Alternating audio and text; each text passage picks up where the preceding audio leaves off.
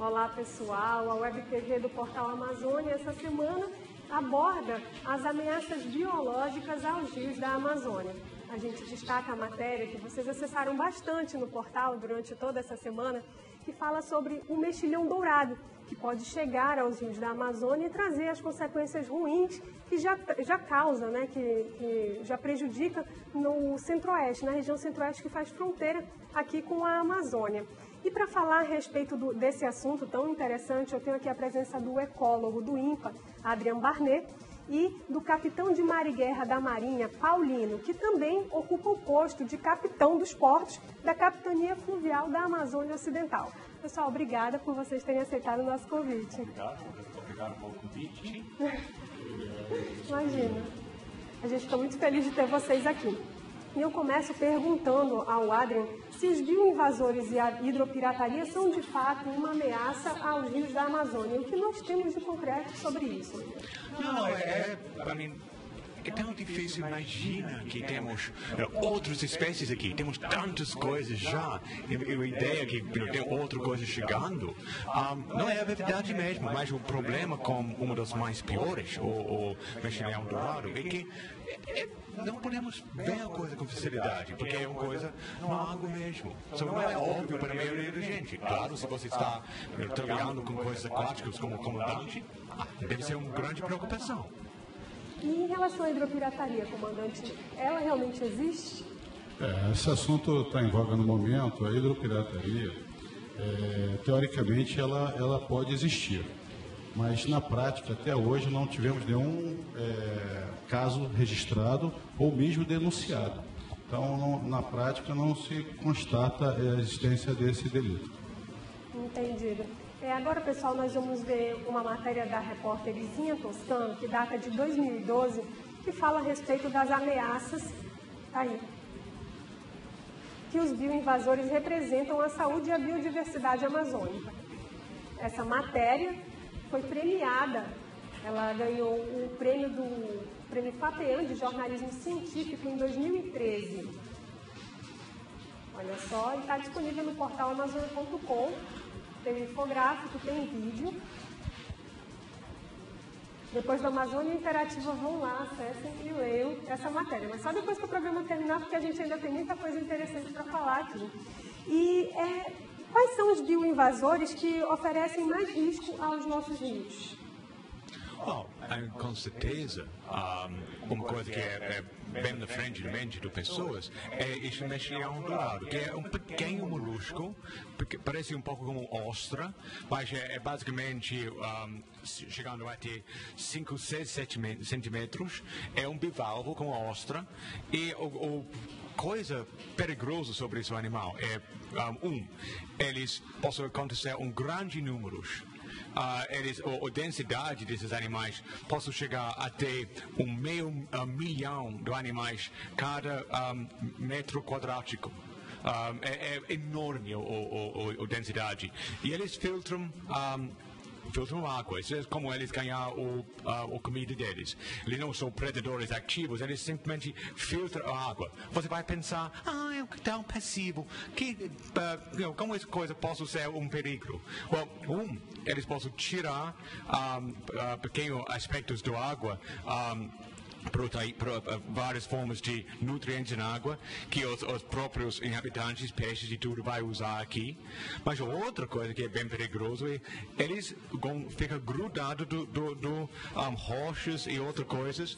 E posso bloquear turbinas, posso bloquear canais e tudo, canudos. E vai realmente ter um impacto muito grande na ecologia.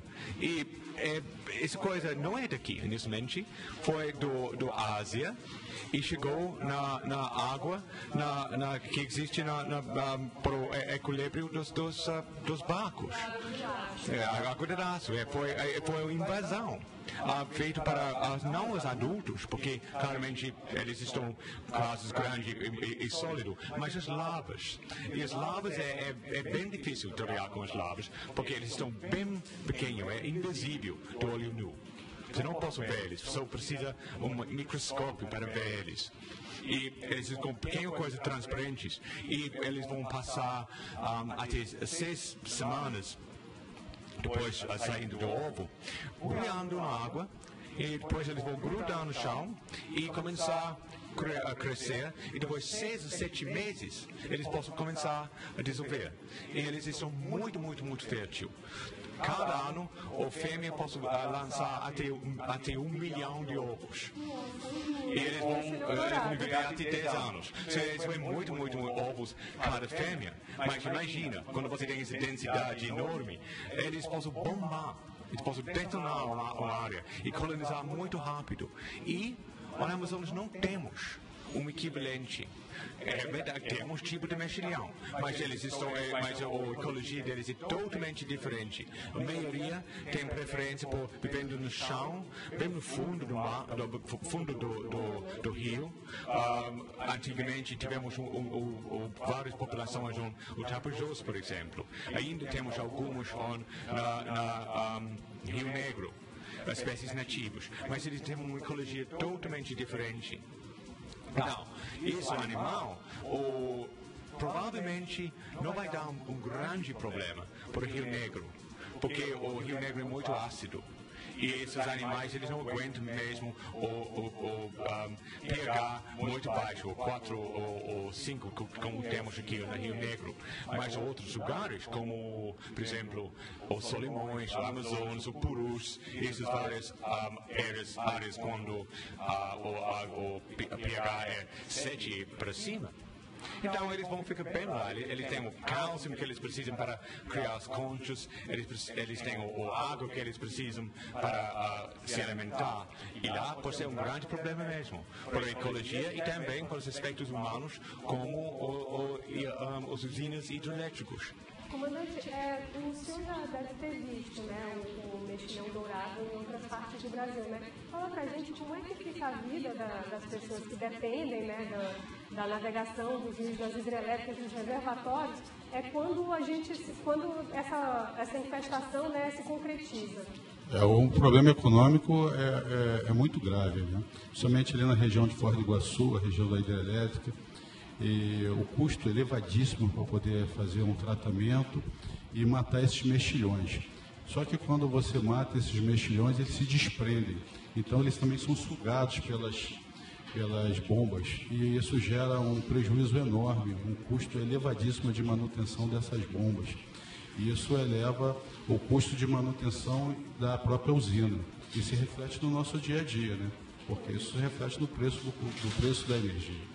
Então, o mexilhão dourado é o mais famoso no Brasil, mas temos outros exemplos, por exemplo, o mexilhão zebra nos Estados Unidos, nos Grandes Lagos, que é oriundo da Europa, que gera problemas semelhantes aos nossos.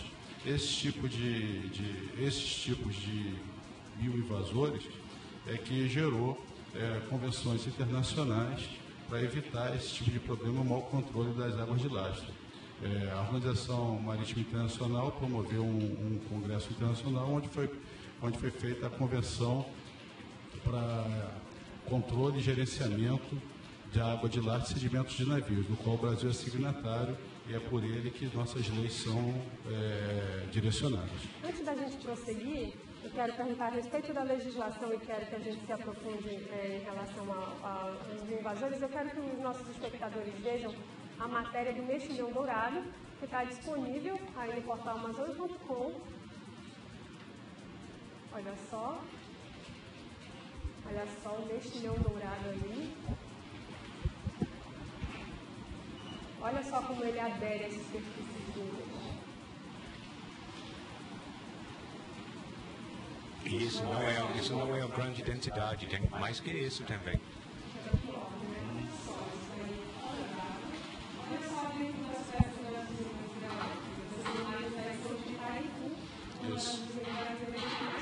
Com isso, por exemplo, o que a senhora está mostrando aí é uma bomba. Nesse momento aí ela não pode trabalhar, ela vai ter que ser parada, retirada, usinada. E olha por dentro agora desse trajeto. O prejuízo é enorme, porque o próprio tratamento em si, como eu falei, desprende essas restas, desprende o mexilhão, ele se solta, ele para de ficar com a aderência, ele solta, ele é sugado pela bomba. E aí ele é triturado, a bomba não foi feita para trabalhar assim, foi feita para chupar água. Então ela destrói a bomba também. Então, nesse caso, o tratamento adequado é parar, retirar a bomba, tratá-la fora do seu ambiente de trabalho e não matá-la simplesmente porque senão vai causar mais prejuízo ainda. E só o fato de parar já traz prejuízo, né? É interessante também realizar um aspecto sobre a ecologia do mexilhão e tudo, que eles estão adaptados de ficar com correntes fortes. Não é como você tirar, por exemplo, um molusco, um lesma ou tipo de coisa. Você vai tirar rápido, facilmente da superfície. Essas coisas têm uma substância chamada corda bissal, que é um tipo de proteína que é incrivelmente forte. E a função funciona como um âncora. Uma das colas mais fortes na natureza que existe. Tirando essas coisas dos bombas e tudo, não é fácil mesmo, não. Você não pode simplesmente ir lá com vara. É um trabalho poderoso de tirar essas coisas. É difícil, requer força. Comandante, em relação à nossa legislação, perdão, o que a gente pode fazer, né? O que o poder público faz para evitar problemas com essas espécies de invasoras? Como eu coloquei, esse é um problema mundial. É um problema que todos os países estão preocupados em relação a isso. Isso se refletiu em leis, em convenção internacional que eu já comentei, e os países fizeram as suas leis em complemento à convenção internacional. Como, por exemplo, assuntos que por acaso não estejam contemplados na convenção, se alguém perceber alguma coisa desse tipo, e também a sua regulamentação que estabelece valores de multas ou sanções. Né? Então, como essa preocupação mundial, isso se refletiu também nos armadores, os proprietários das embarcações. Hoje, o controle de água de lastro é extremamente rigoroso, tanto por parte do fiscalizador, como por parte também das embarcações das grandes empresas. Elas buscam cumprir as legislações internacionais para evitar problemas, não só prejuízos por multas, como também por evitar problemas e repercussão internacional, saber que sua empresa, por exemplo, está fazendo despejo de água de lastro de maneira fora do controle previsto em leis. A gente sabe que o mexilhão dourado ele é uma espécie que vem de fora, né? Ela é exótica, né? Mas o senhor recorda de alguma reclamação, alguma coisa que o Brasil possa ter feito por esses navios que vieram da Argentina com essa água de lastro infestada, despejada aqui? O senhor lembra de alguma reclamação que a gente possa ter feito, de alguma... Não me recordo, mas eu posso informar que o primeiro caso foi realmente detectado, o mexilhão foi no Rio da Prata, na região da Argentina, mas aquela região toda interliga, Rio Paraguai, todos os rios são interligados, e terminou chegando. Não precisava nem trazer um navio da Argentina com água para infectar os nossos rios. A natureza ia tratar, porque esse mexilhão é extremamente, como o Adrian falou, é 1 milhão de ovos por fêmea. A reprodução ia chegar aos nossos rios de qualquer maneira. A natureza ia se encarregar disso. Não há necessidade da água de lastro, nesse caso. Uma das coisas você pode ter lama, por exemplo, nas pernas do árvores, uma árvore migrando por um lado para o outro, e brevemente a população possa soltar. Você não vai necessariamente pensar sobre os adultos, porque eles têm os ovos, e também as larvas. E existem casos, por exemplo, de pessoas colocando o próprio barco deles num lago infestado, alguma coisa, levando para outro lago, e os bebezinhos, os larvas, os ovos estão lá, abaixo do barco, e vai transmitir a coisa. O problema foi ter chegado essa larva do Sudeste Asiático na Bacia do Prata. Esse foi o erro. De lá disseminar a questão de tempo. Fácil, né? Agora, Adriano, quais são as outras espécies exóticas invasoras que a gente já tem aqui na Amazônia? Tem vários. com certeza, se você está lá no centro, por exemplo, com certeza você viu algumas. Coisas que não foi necessariamente levado para o lado, mas levado para como bicho de estimação, por exemplo. Tem um pássaro chamado bico de cera, que é também do Ásia. Mas esse animal está dando grande sucesso aqui na Manaus e outros lugares, mas parece que não tem muitos impactos negativos, principalmente porque vivendo nessa área que nós criamos, essa atividade urbana. E as leis, as regras ecológicas são diferentes aqui. E o animal possa viver do lado de nós sem problema. Nós, inclusive, temos uma foto aí do bico de cera. Não temos a foto do bico de cera, mas a gente vai colocar lá no portal, mas eu conto que durante a semana você acessa, viu? Você dá uma olhadinha. É muito lindo, pequeno passo, é pequeno, mas muito lindo mesmo. Mas aqui eles comem as rounds do Brahma e tudo. E basicamente é inofensivo, mas tem alguns outros animais que estou aqui, não com bichos de estimação, mas a ideia foi criar eles para a alimentação. Tipos de espécies de peixe, não tanto aqui, mas como é aqui, mas coisas como o tilápia. Tilápia é já é encontrado. Foi introduzido aqui, algumas pessoas jogou fora quando o negócio não deu certo.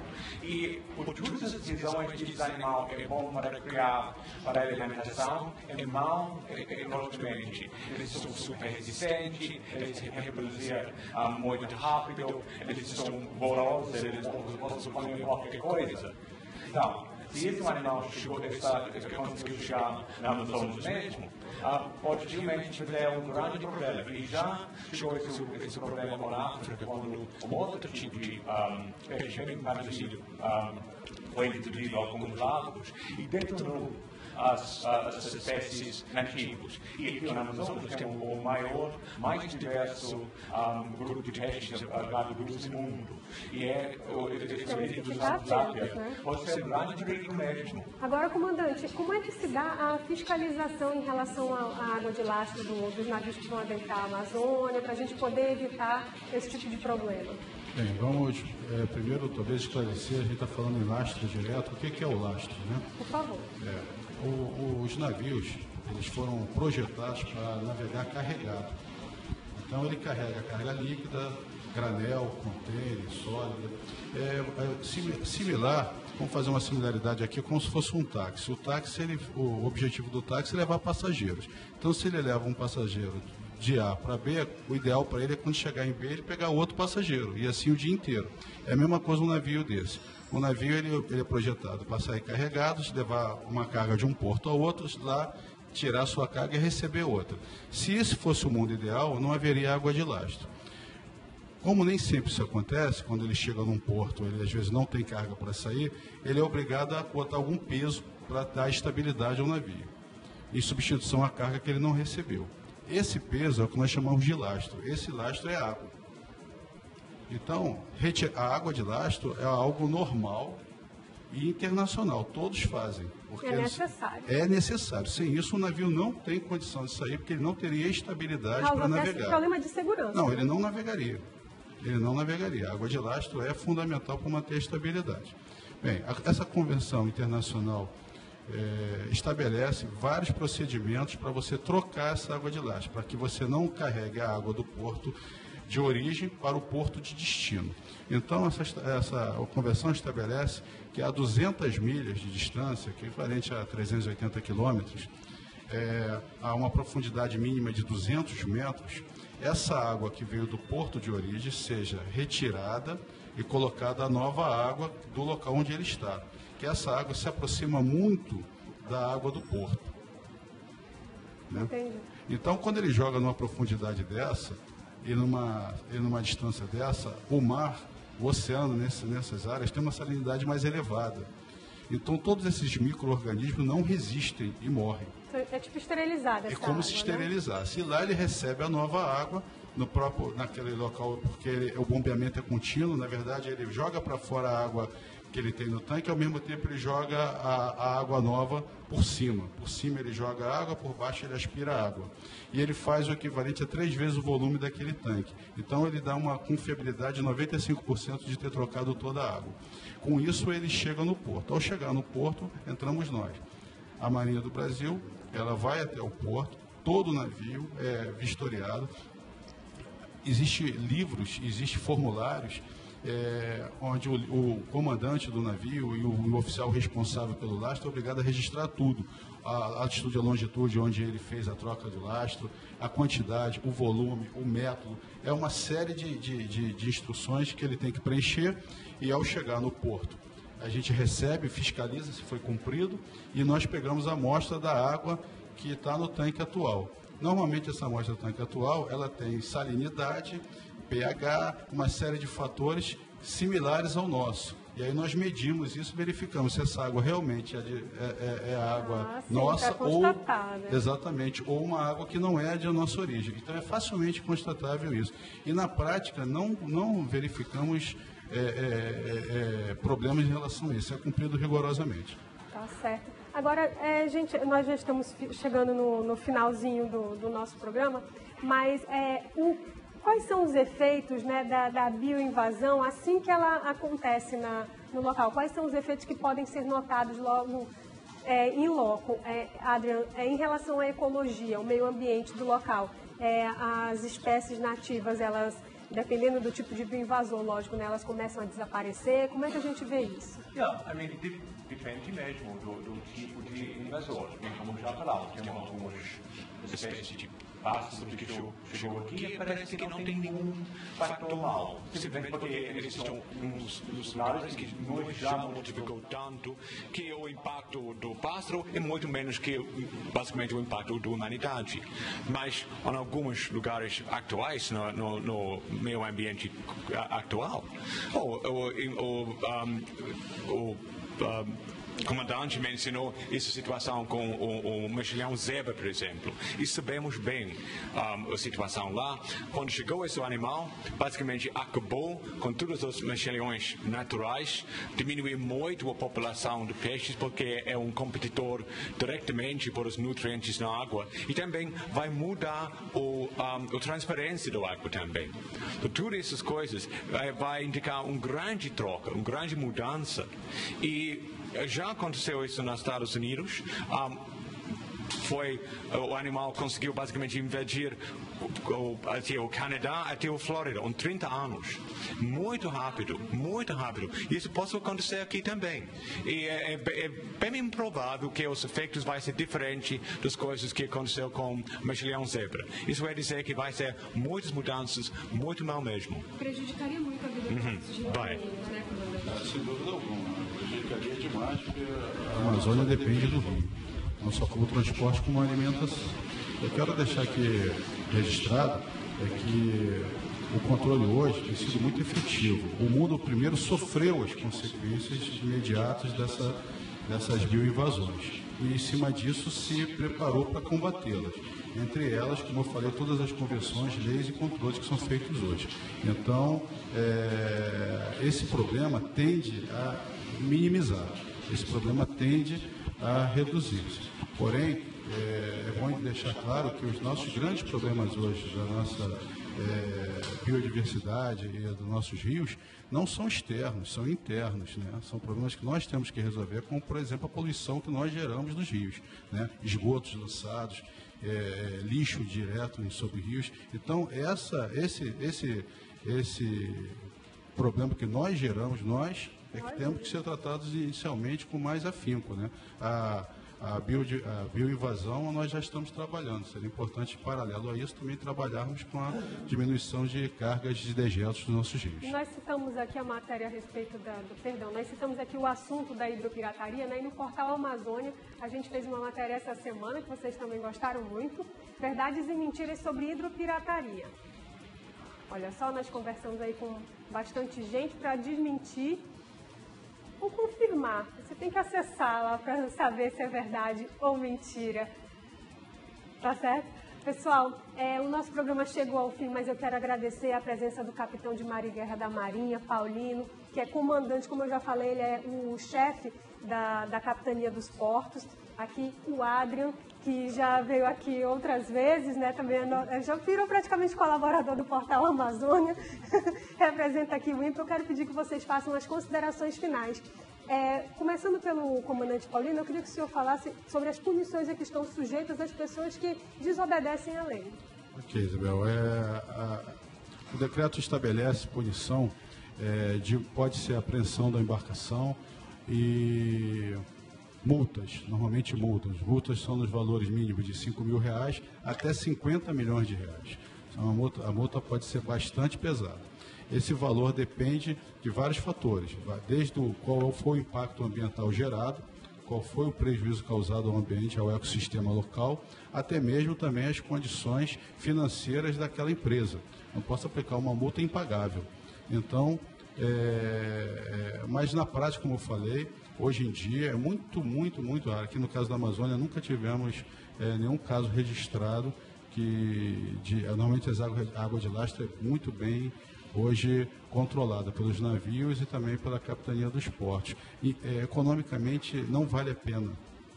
Economicamente não vale a pena. Ele sabe que ao chegar e ao atracar o seu navio, ele será inspecionado. Então faz parte da rotina do navio. Não é algo assim que a gente vai lá de vez em quando, uma coisa inopinada, não. É diário, isso é todo dia. Quando ele sair do Brasil e for para outro porto, ele vai ser inspecionado lá também. Entendeu? O controle mundial é extremamente rigoroso. Você imagina você levar coisas assim para o Caribe, que vive da sua água. Então é isso que eu queria registrar. Muito obrigado pela oportunidade. Adrian, faça suas considerações finais. Talvez as pessoas estão imaginando que esse bicho vai acabar com o Amazonas. Atualmente temos um pesquisador trabalhando na sul do Brasil que está tentando resolver problemas com a introdução de um tratamento genético que vai ser bem específico sobre o mexilhão, não vai ameaçar os mexilhões nativos porque evolucionariamente é totalmente diferente. A ideia é introduzir isso usando um vírus e vai basicamente acabar com o mexilhão usando os genes deles mesmos. So, isso pode ser a salvação. Ainda é um desenvolvimento, mas isso pode ser uma coisa. Vamos esperar, não é? Vamos esperar. Pessoal, é isso. O Amazônia Interativa está chegando ao fim, né? Esta edição, mas você continua nos acompanhando através do portal amazônia.com. Também quero pedir, como é prático, que você mostre a Amazônia pelo melhor ângulo, que é o seu. Poste as suas fotos, a foto aí da sua cidade, da sua região com a hashtag Minha Amazônia nas redes sociais ou envie para o minhaamazônia@portalamazônia.com.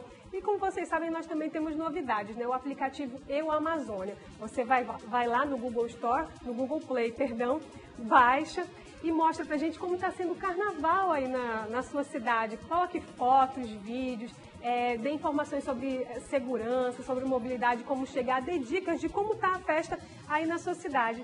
E é isso, pessoal. Eu espero que vocês continuem acessando o portal Amazônia.com durante a semana e até semana que vem. Obrigada.